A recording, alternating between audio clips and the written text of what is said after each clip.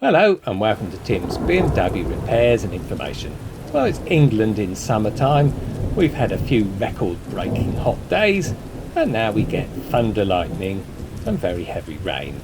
But it gives me a chance to show you how well the wash wipe system works in the E31, system that was introduced with the E32 in 1988, and for the 80s it was extremely advanced.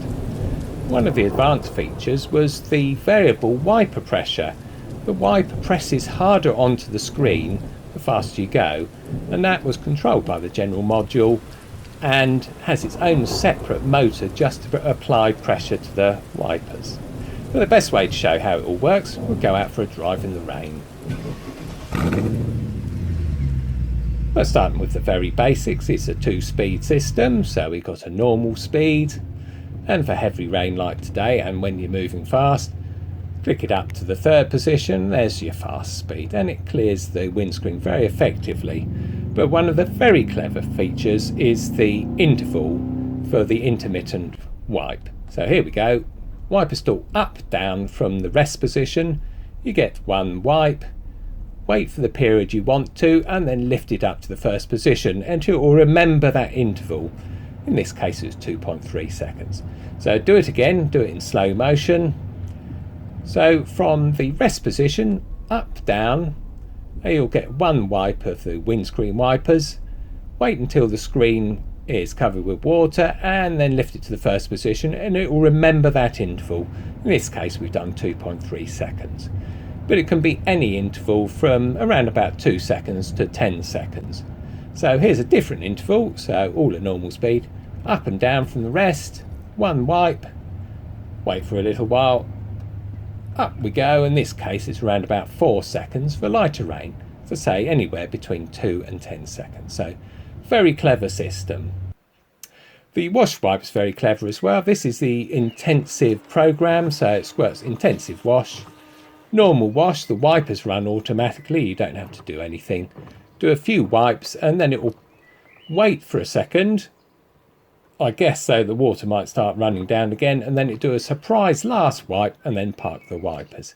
And we'll do it again from the inside. Press the end of the stalk.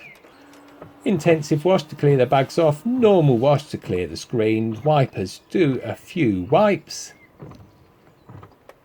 Stop. I think it's all over, but no, about 3 seconds later it'll do a last wipe and then park the wipers. Extremely clever system. Done from these pumps and bottles in the under the bonnet, and there's the main wash tank, the pump's behind it, intensive wash pump to the left. And here I'm bringing up the headlight wash pump, and in those systems you only get a breather hole in the main tank, and that's because it's refilled from a reservoir that's in the boot. Inside the spare wheel, and there it is. I actually haven't got a pump on that, so I took it out. Controlled by the general module, so the wiper stalk, once you've done 5 washes of the windscreen, the high pressure pump fires up and it clears the headlight with high pressure streams of washer fluid. To refill the pump, the general module passes the level sensor, and then when the tank's too low, it will fire up the refill pump. Only problem with this system is many E31s don't see much rain, and so the refill pump does absolutely nothing and sits there for years and then seizes up. So when you want to work it, it doesn't work. So there you go, very clever system all round for the wash wipe system of the E31. Storage, what have we got? Well, we've got a glove box, but there's not a great deal of space in there, to be honest. Hardly fit anything in. You've got the ubiquitous torch, and that's got an LED in it, so it's quite a useful torch, to be honest. It works much better than the standard torch. Nice and bright. You can find out how to do that on my website. Only goes in one way round. Got lovely cup holders which don't hold anything, absolutely nothing. You put something in there, they either collapse or they get stuck in there, and as you try and lift the cup up, off it goes and just pours all the stuff into the glove box. So absolutely useless. So tiny glove box. Earlier models which didn't have an airbag above the glove box used to get that as storage, which is why that looks like a button but isn't. Oh, an interesting point, if you lock the glove box, it also locks the boot or trunk, whatever you want to call it. And that confuses people as well. So if you've locked your glove box, you can't open your boot. Sometimes it takes a while to realise that. Okay, so that's storage. Got storage in the doors, not much. Just fit a couple of tax discs in there. Ashtray. There we go, full of junk as usual. Centre console. Little tray in the centre console there. Much bigger one in the middle, which is useful for stuff, that is. So you can store quite a bit there. And you usually get one there as well, but that's got CDs in it because I've got the Becker Indianapolis fitted, so I need somewhere to put the CDs for that. The Becker Indianapolis actually plays MP3 CDs, so you can do your own compilations. And one CD lasts a while.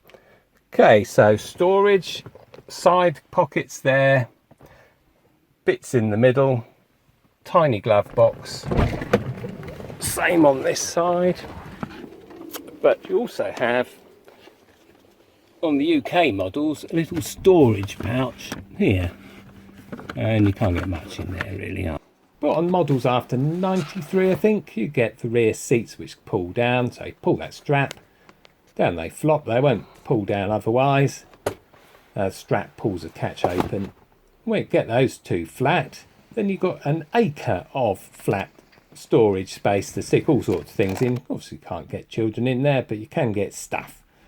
So you move into the boot, and like the back of the car, oodles of space in there. Look at that, miles of it. So you've got you've got the jack and left-hand battery and fuse box on the left, and on the right you've got the CD stacker and the emergency fuel filler flat pull string. Let's get the toolbox out of there. Right in the middle at the back, that's the ski hatch. Put your skis in there. Don't bother practicing because it takes forever to get the sock rolled back up again, and I never did quite manage to do it on my first E31. Left of that, there's the hi-fi amplifier, which unscrews and drops down. So on the left-hand side, battery, fuse box, jack, even room in the middle of the spare wheel, unless, of course, you've got the high-pressure headlight wash system, and, of course, the reservoirs in there, as we saw earlier on. So, yeah, oodles of space in there. Bit fiddly to put the carpets in and out, but do them in the right order, and I've purposely not done the right-hand side one because it's nigh on impossible to get back on. But I will show you what's behind that cover anyway. So as I said, that's the emergency pull for the fuel filler flap. That's hard to say. The plasticky string bit is no longer available from BMW, so be very careful. I mean, a very kind person gave me his one because the garage lost my one. So there you go, I'll show you what's behind there. Just about there's the right hand battery, there's the CD stacker. The stacker itself goes wrong because the ball bearings drop out, and I can show you how to repair that. While we're in here, oh yeah, they're very exciting. We might as well show you the tool tray, usual ones you get on most BMWs, and the sort of tools forever falling out of it. In this case, the towing eyes dropped out. There we go, stick that back in. Fuel tool tray, pliers, screwdriver, spark plug, spanner, and of course the cloth. Well, thanks very much for watching, and I'll see you next time.